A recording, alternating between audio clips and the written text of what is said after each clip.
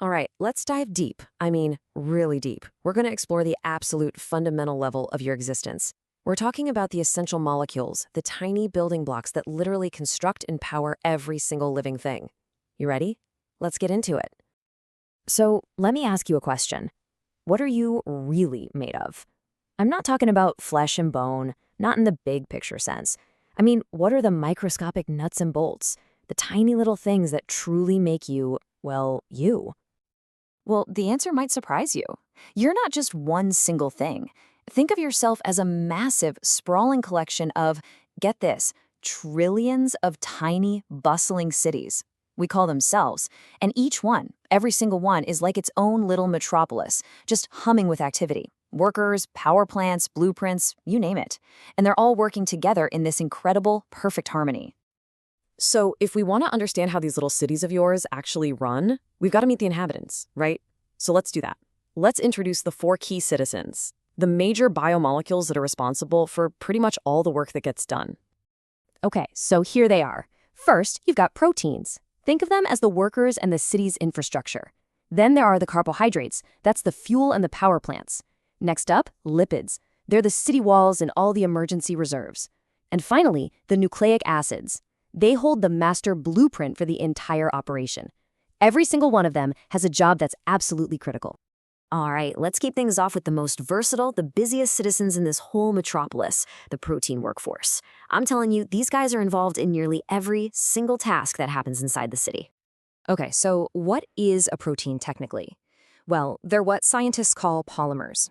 All that means is they're these really long chains made of smaller units called amino acids, and they're all linked together.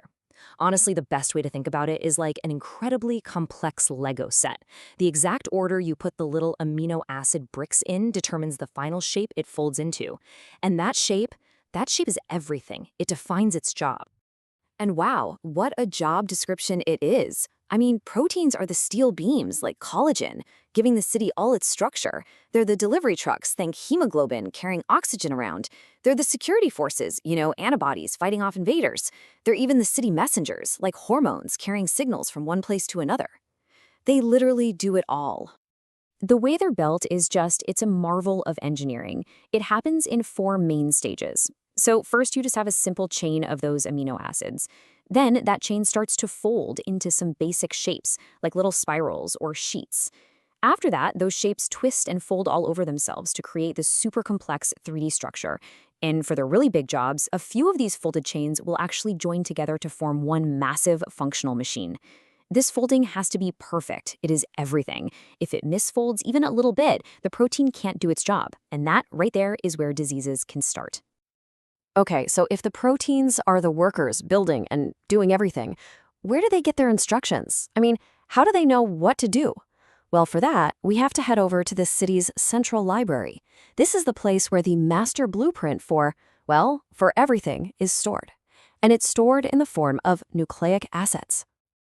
Now, there are two main types here. You've got DNA, with that iconic double helix shape you've probably seen.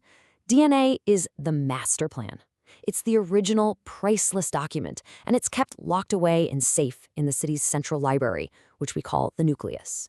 Now, you wouldn't take the one and only master plan out to a muddy construction site, right? Of course not. So the cell uses its partner, RNA. RNA is like a quick photocopy of one part of the plan. It's a single strand, and it acts like a work order that gets sent out to the protein workers, telling them exactly what to build next. All right, so our city's got its blueprints and a top-notch workforce. That's great, but how does it keep the lights on? How does it stay protected? For that, we need to meet our next two citizens, the carbohydrates and the lipids. Carbohydrates, or carbs, are basically the city's main power grid. Think of molecules like glucose. They're the go-to source for immediate, fast-burning energy that keeps all the daily operations running smoothly.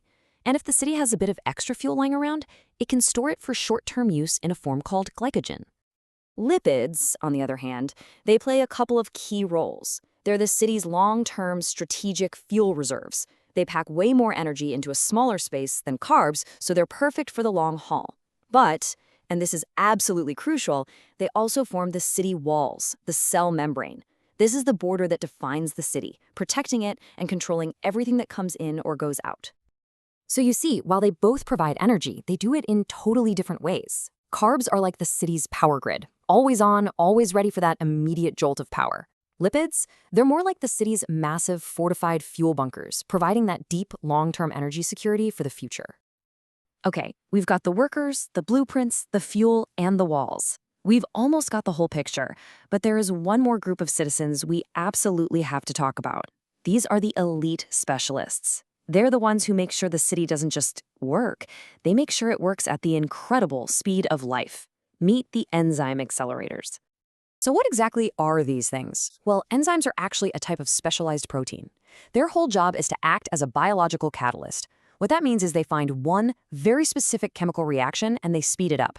And I don't mean a little bit faster, I mean millions, sometimes billions of times faster than it would ever happen on its own. Seriously, without enzymes, life as we know it would just be too slow to even exist. And the secret to their incredible power? It's a tiny little spot on them called the active site. The easiest way to picture it is like a perfectly shaped, custom-made docking station. It's designed to fit only one specific kind of molecule, which is called the substrate.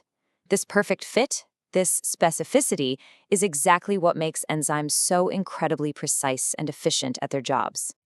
And here's how it works step by step. First, the substrate molecule comes along and binds perfectly into that active site. It's often called the lock and key model for a reason. Then, the enzyme works its magic, making the chemical reaction happen super fast. Finally, it releases the new, finished product. And the coolest part? The enzyme itself is completely unchanged. It just lets go and is immediately ready to grab another substrate and do the whole thing all over again. And again, and again.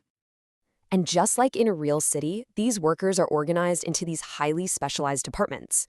For instance, you've got a class called ligases.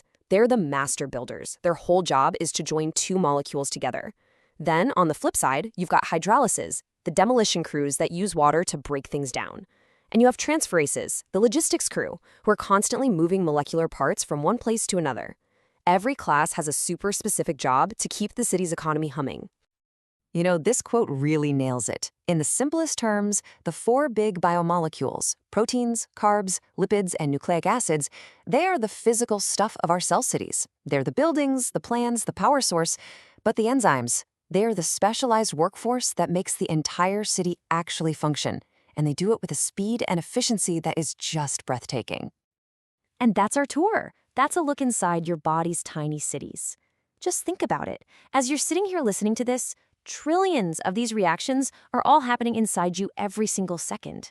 It's unbelievable. So I'll just leave you with this one thought to chew on. What incredible life-sustaining project is an enzyme accelerating inside of you right now?